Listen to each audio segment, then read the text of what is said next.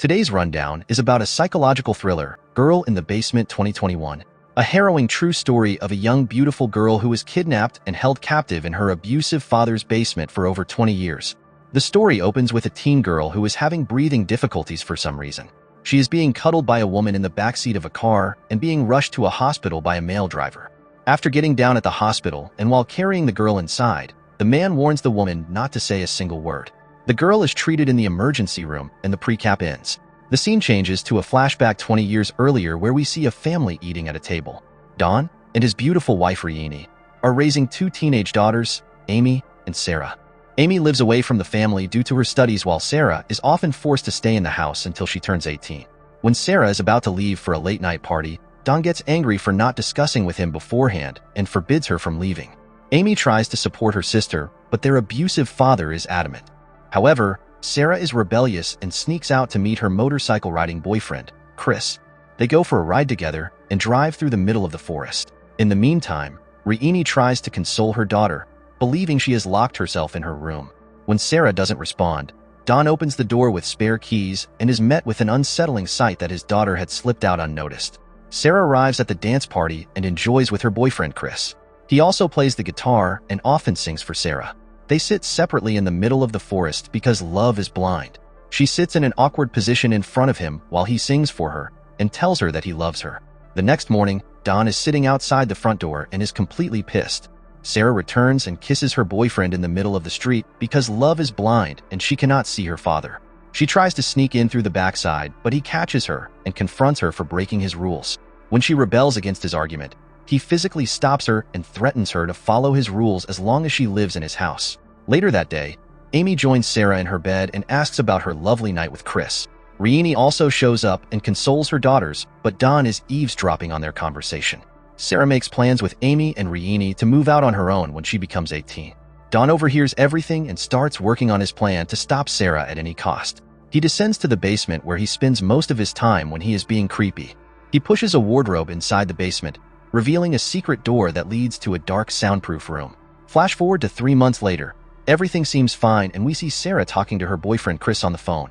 It is revealed that Don never allows his family down to the basement, which looks weird to Rieni, but this stupid woman doesn't even bother to check what's down there. While Rieni leaves for shopping, Don enters the house and asks Sarah to help him move some stuff.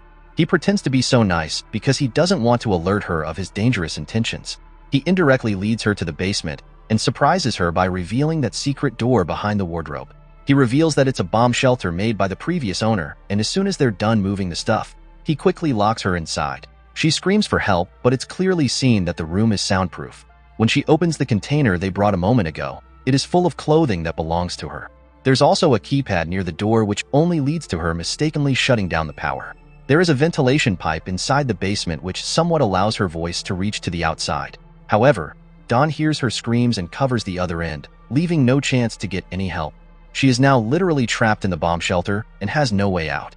In the meantime, Amy and Rieni believe that Sarah is out at a friend's house, but they don't know that they have a lunatic sitting right next to them. We get a day counter, and it is day 1 of many more to come. On day 2, Sarah is still locked and is living like a caged animal. The keypad has 3 tries before shutting down the power and air circulation. She is now left to use pots to piss in. On day 4, Don returns to the basement and opens the door. Sarah uses this chance to escape, only to find the other door locked. He physically assaults her and drags her back in. He tells her that she is being punished and is facing the consequences of her disrespectful behavior. He further tells her that she will earn her privilege, but is pissed when she stays quiet. He strikes her in the face, pushes her against the door and rapes his own daughter. He then leaves her inside and watches as she goes through severe pain as a result of his forced intercourse. In the meantime, Rieni thinks her daughter has run away and calls the police. Rieni expresses her concerns, but remains suspicious of her daughter suddenly disappearing without even saying a goodbye. However, Don interrupts them and tries to convince the cop that Sarah is a runaway and has done that before. Rieni still believes that her daughter might be in danger, but there isn't much they can do because she is 18 now. Don also mentions that some of her clothes and a travel bag is missing, only to make the police think that Sarah is completely fine. Sarah keeps screaming for help at the same time, but no one is able to notice. Day 7 arrives and Sarah is still struggling. She is bruised and battered and thinks of Chris to get herself through the trauma she is experiencing. She remembers that lovely night in the forest and also starts singing his song to comfort herself. Ironically, Chris shows up at her house and questions Dawn about where Sarah is. Dawn lies and says she ran off with another man named Steve. Chris finds it difficult to believe him, but is heartbroken and leaves. Rieni suddenly shows up because this stupid woman was waiting for Chris to leave before she could catch up to him. It's now day 21 and Dawn goes downstairs with some toilet papers and other necessary stuff. He brought a cake for her because it's her birthday and forces her to blow out the candle.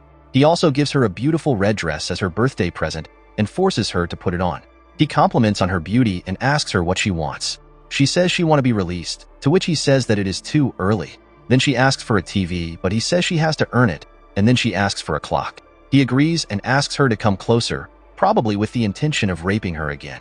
On day 38, Sarah uses a tin opener to eat some beef, but then plans to use the tin lid as a weapon. The next time he comes down, she is ready and attacks him with a makeshift weapon, but he easily avoids the attack and beats her. He brutally assaults her and probably rapes her again. Fast forward to almost 1 year. Sarah is now pregnant with her own father's child, or in other words, her sibling. Her water suddenly breaks, and she uses a nursing book to prepare for the baby. She manages to deliver her baby with no medical assistance or proper medical hygiene. It's a cute baby girl, and she names her Marie. Dawn is informed about the baby girl, but we surprisingly see that Sarah is still pregnant even after delivering the baby, which is completely nonsense. 4 years later, Rieni cries but still hopes to see her daughter one day. The baby Marie is now 4 years old and Sarah is raising her alone, but she is pregnant again. They are all locked in the basement together and only have one another. Sarah seems calmed down and talks with Dawn, even offering him tea once he visits. Dawn has got a promotion and tells that he is going to have a new office. He also has provided her with some basic necessities such as a table, cupboards, a mattress, etc. Sarah asks him whether he could release them, to which he responds angrily. He goes upstairs and the stupid family never even bothers to ask what the hell this man does down in the basement. Rieni suggests hiring a private investigator to look for Sarah, but Dawn refuses, saying they've already wasted enough money on investigation. He later returns to the basement and provides them with a television as a Christmas present. A struggling Sarah watches the television with Marie and makes her happy. 7 years later, Sarah has given birth to a son named Michael, and all are still living in the basement. The daughter Marie seems to be sick and Dawn provides some pills, but Sarah says they are not for kids and does not know what the dosage would be. She demands Marie needs a doctor, but Dawn just leaves. Later at night, Sarah tells Marie a bedtime story and explains a sad story about a fairy princess, which actually depicts her own story of having an abusive father. Marie thinks that it's just a random fairy tale and goes to sleep, unaware that her mom was actually telling her own true story. Chris is still looking for Sarah and comes across Amy outside their house. She doesn't recognize him at first because she lives away due to her studies and hardly meets Sarah's friends. Chris then shares with Amy the story he heard from Dawn about Sarah eloping with Steve, only to discover that Dawn lied to him. This clears his suspicions, and he feels happy that Sarah never cheated on him. Amy admits that her father has been abusive with her mother and thinks that Dawn did something to her sister. In the meantime, a struggling Sarah is once more pregnant and spends time with her children in this dark, soundproof prison. She plays hide and seek and other adventurous games to make her kids happy. Later at night, Rieni confronts Dawn about lying to Chris and accuses him of doing something to her daughter. Rieni wants to go to a private investigator, which sets Dawn off. They argue furiously and Dawn drops his basement keys. Amy picks them up and snoops around the basement because this stupid family never even bothered to enter the basement, just for once in their whole life. Anyway, she searches through the basement, only to be caught by an aggressive Dawn. She still accuses him of harming her sister, but he forces her to leave the basement. At the same time, Sarah once more struggles with her delivery and gives birth to a third baby boy named Thomas. It's almost impossible for Sarah to raise 3 kids in a prison-like basement, so she requests him to take Thomas upstairs. He refuses at first, but Sarah convinces him to leave the baby on the doorstep. Rieni finds the baby outside the front door with a note from Sarah, asking to take care of her newborn baby. She bursts into tears because presumably, her daughter Sarah was here. Unfortunately, Rieni is unable to notice another small note Sarah left with the baby, asking her mom to call the police because she is trapped in the basement. Dawn finds the note and confronts Sarah in the basement for acting smart. As a result, he asks her to put that red dress and once more rapes her. Her strategy fails, and she is once more left in the basement with her kids. 14 years later, Marie and Michael are now grown-up teenagers and Sarah is once more pregnant. Dawn sees Marie adorned in makeup and is attracted to her beauty. Sarah notices him flirting with Marie and threatens him to stay away from her daughter because she is aware of his dangerous intentions. Dawn gets pissed as a result and shuts down the power to the basement.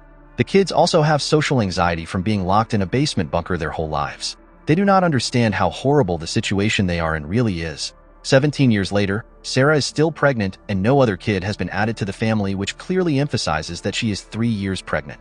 Seriously? A teenager Thomas is also revealed for the first time in the plot and has some bonding time with his grandmother Rieni. She expresses her feelings and says that she is missing his mom because she still hopes that her daughter Sarah will return one day. Meanwhile, in the basement lockup, Sarah and the kids notice a leak in the ceiling and start digging their way out with a spoon. Sarah spends all night digging and eventually ends up at the other end that leads to the front yard. She flashes a light to signal for help, and a random neighbor walking down the street notices it. However, this extremely stupid person in the world goes straight to the front door instead of checking the source of signal by himself in the first place. He alerts Don about the situation and he says, "Thank you, my love, for being the stupidest person in the world." He immediately goes downstairs and beats his pregnant daughter brutally. This results in a miscarriage and she ends up giving premature birth to a dead baby. Don takes the dead body away and buries it in his yard. Sarah is extremely heartbroken because she has had enough of everything. 18 years in captivity, Don goes downstairs and fills Sarah in about her other son Thomas, living just above them. He uses Thomas to turn Marie and Michael against their mother. They demand to be let out and Sarah can't take it. After he leaves, the family engages in a furious argument and the kids demand to be let out, causing Sarah to freak out and collapse on the floor while crying. She once more thinks of her boyfriend Chris and the love he showed her. She sleeps on the floor and the kids diligently clean the basement, arranging everything in its proper place. Michael and Marie later console their mom and apologize for being rude. Sarah finally decides to tell them the truth about Dawn because her kids are now old enough to learn everything. She reveals that the bedtime story she used to tell them every night about that fairy princess is actually her own real story and Dawn is the bad guy. Marie is able to connect the dots and is understandably overwhelmed. Since Marie is revealed to be asthmatic, she begins to experience trouble breathing due to limited air supply in the basement. 19 years in captivity, Dawn comes down to the basement and has an argument with Sarah about rationing food. Michael gets angry and tries to beat up Dawn, but that only makes him angrier. Sarah remains captive with her kids and life goes on. Above ground, Dawn isn't doing so great either. He constantly fights with his wife, is fired from his job, and his house is in foreclosure. He is tired of taking care of Sarah and the kids and plans to kill them. He keeps his car started and funnels carbon monoxide into the basement air vents with a hose while they sleep. Thomas catches Dawn in the garage and wonders what his grandfather is doing because, ironically, this stupid family never bothers to check what he does in the basement.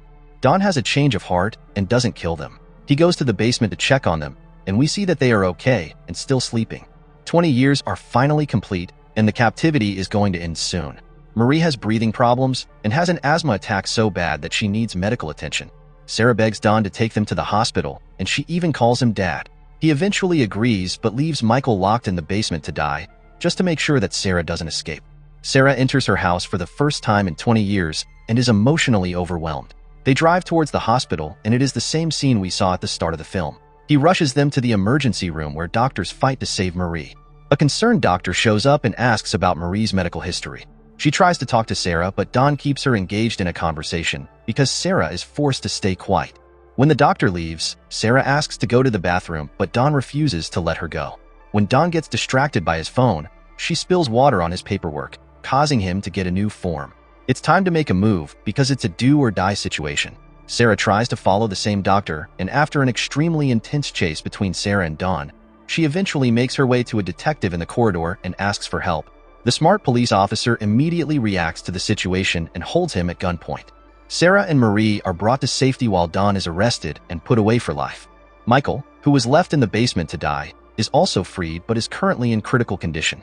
Rieni is horrified to learn the truth about what happened to her daughter at her husband's hand in her own house. It's a bright sunny day. A new journey begins and the family all move in together. Motorcycle Chris shows up and meets his girlfriend for the first time after 20 years. They go out for a picnic and talk about their teenage plans for the future.